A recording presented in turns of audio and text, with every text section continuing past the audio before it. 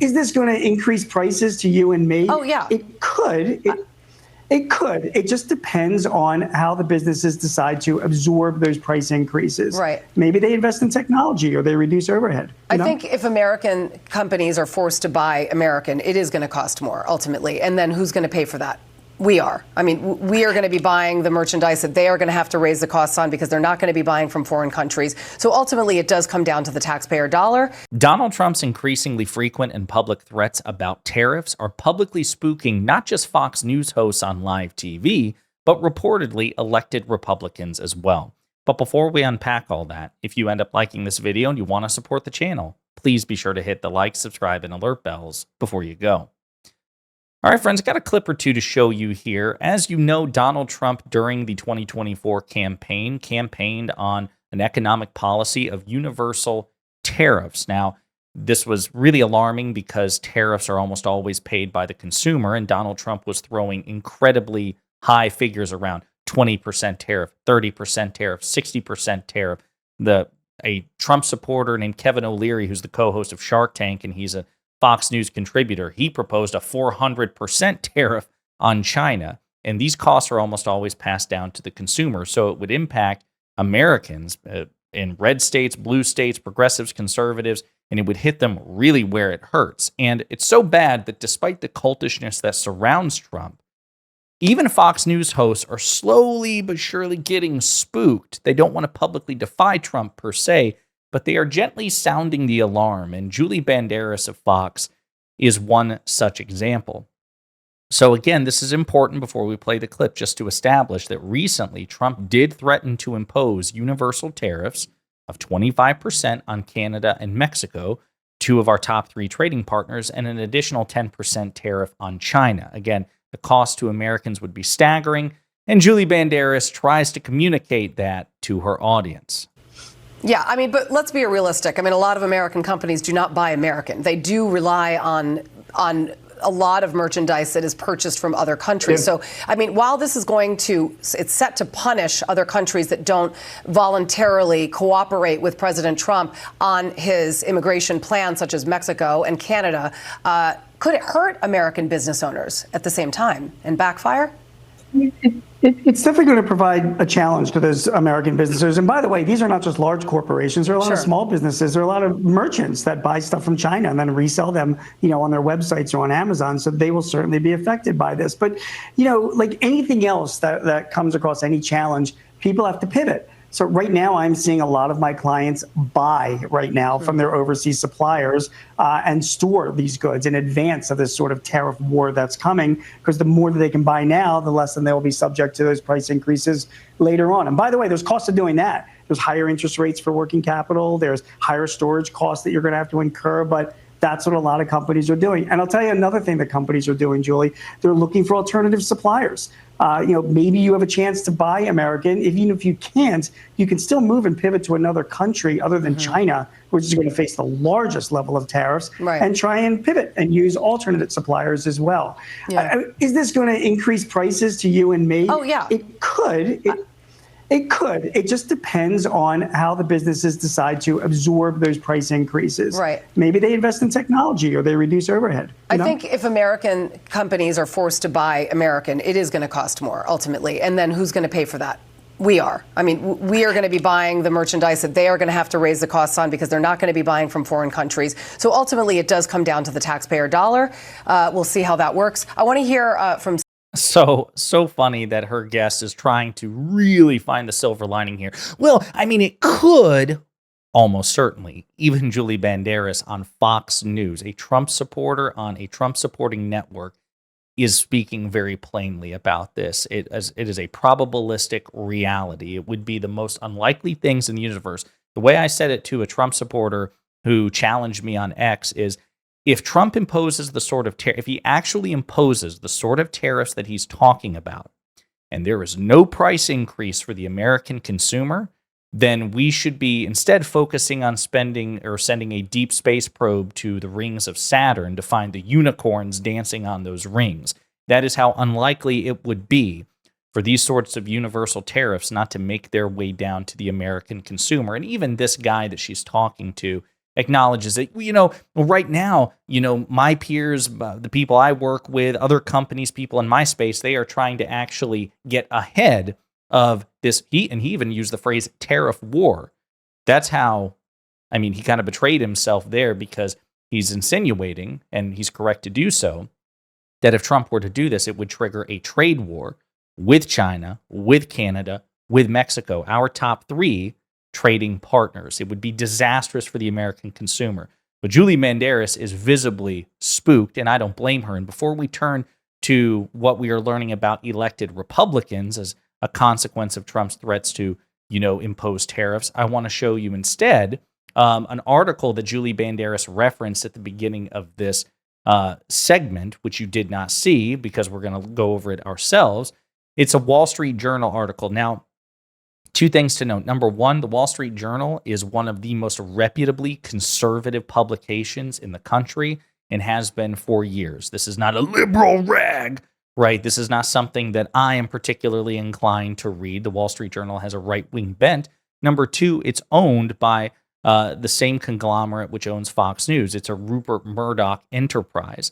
So with all that in mind, again, this isn't like we're reading an MSNBC or New Republic or Jacobin article. This is from a conservative outlet that wants Trump to win. He has won. This is what they have to say. What Trump's new tariff threats mean for the U.S. economy. If the president-elect follows through, consumers and businesses are likely to see prices rise on everything from fresh fruit to electronics. The stiff duties that Trump threatened against the U.S.'s neighbors and big trading partners, along with the additional tariffs he promised against China, could raise prices for Americans on everything from fresh fruit from Mexico to lumber from Canada and Chinese electronics. Import-reliant businesses, especially automobile manufacturers, could face significantly higher costs that they would then pass on to consumers. Farmers and other exporters could face retaliatory tariffs. And I just want to pause this here. When Trump was in office last time, he triggered an unnecessary and costly trade war with China.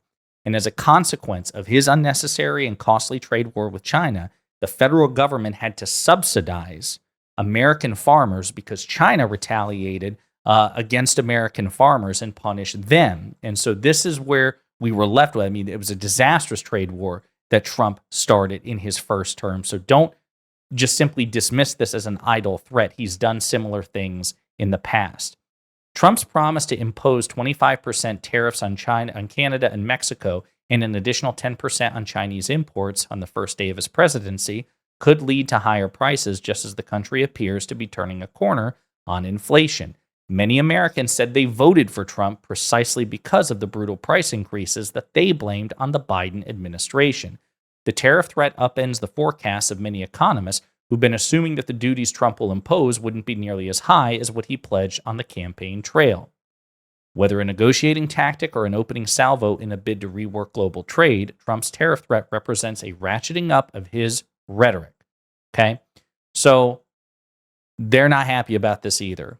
This is an extremely serious situation. As a matter of fact, in the days after Trump announced these brutal tariffs against Canada, Mexico, and China, the automobile industry saw a decline, a pretty sharp decline in their stock market performance. So even Trump's word, and this is as a sidebar before I play this next clip, that's why rhetoric matters. Words matter. I understand that people who grade Trump on a curve say, no, don't take him seriously, don't take him literally until they want you to do both or one of the other. Instead, look to his actions. Well, people who say that are one of two types of people. They're either liars when they say that rhetoric doesn't matter, or number two, they are embarrassingly naive. Presidents of the United States don't control the economy, right? Their control over the economy is radically overstated, Democrat or Republican. But they are the most powerful and influential individual on the planet.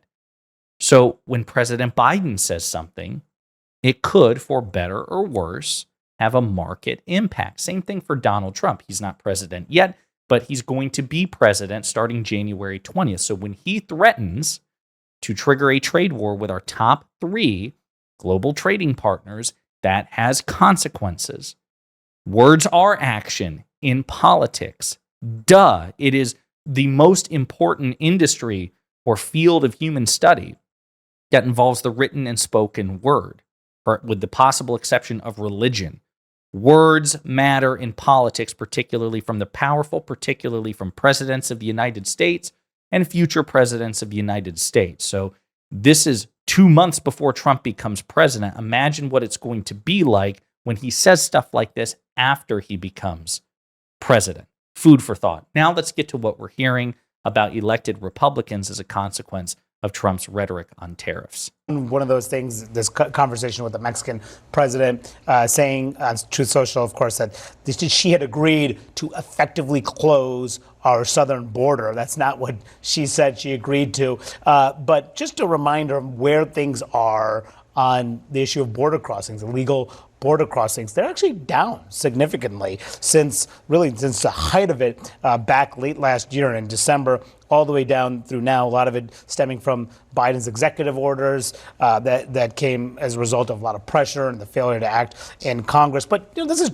classic Trump, right? He's going to claim victory even if victory had happened before he did anything about it. Not only that, but these are like the two, if you could look at the two signature issues for Donald Trump, he vacillates on a lot of policy issues, but the border and tariffs are not those issues. And tariffs, he's been consistent. He's been saying it since 1990 or 2000 and the like. Right, and during his first presidency, we saw that he would follow through on them, not only on other countries like China, but on allies in Europe with the steel and aluminum tariffs. So when he threatens these things, people have to take him seriously now, even if members of his own party want him to use them as leverage rather than follow through on them. I mean, do you expect much pushback from Republicans on the tariffs? I mean, this is used to be a party of free traders. Yeah. This used to be the Bush policy that pushed for free trade policy. Obviously, it's much different now, but when you're talking to Republicans on the Hill, is there going to be pushback on this? I mean, the party has changed, but it's a party in transition, especially in the Senate, where you and I spend a lot of our time. These folks were around, many of them, in Congress 20 years ago. They are still free traders, a lot of them. So there's a big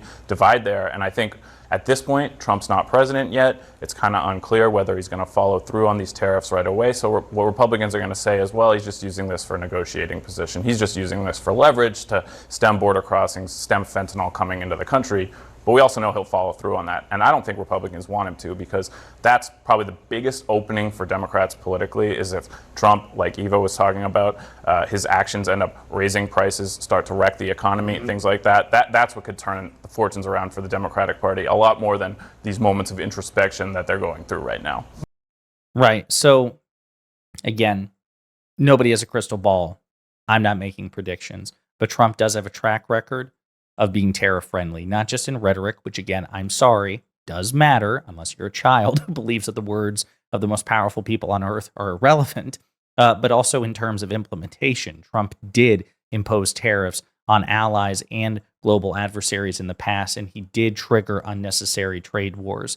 So that's why, as this congressional reporter discusses, Republicans are quietly very, very nervous about this, and they're crossing their fingers, hoping that, well, Trump's not president yet, and maybe this is just saber rattling in order to affect a certain outcome. But as Manu Raju, the host of this particular panel, pointed out, the things that he was asking for and then claimed victory over the next day from Mexico are things that are already in effect, given the relationship between the Mexican government and the Biden administration. But as Manu Raju also points out, and as we discussed in a previous video, it's classic Trump in the sense that he's going to take credit for it, and it's up to the rest of us to fact check relentlessly and persistently, because, of course, facts don't speak for themselves, and lies don't debunk themselves, and these things have consequences electorally. So what's going to happen? I don't know, but I do think it's important that both elected Republicans and Trump-friendly Fox News hosts are terrified about this, and they're making this known publicly and privately. Food for thought. In the meantime, let me know what you think in the comments.